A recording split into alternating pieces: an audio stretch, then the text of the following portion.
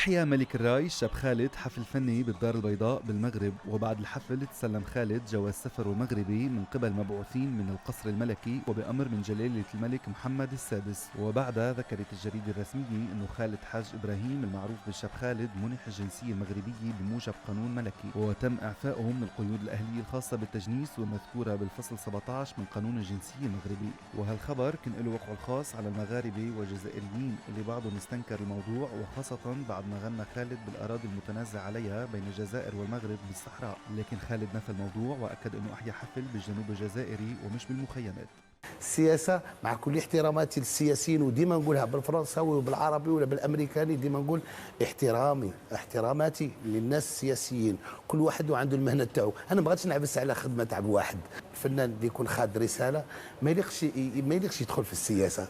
خلال عدة إطلالات إعلامية سابقة طالب خالد فصل السياسي عن الفن، مؤكد ولائه للمغرب وللجزائر، معتبر أنه هالبلدين هن سر نجاحه ونجوميته.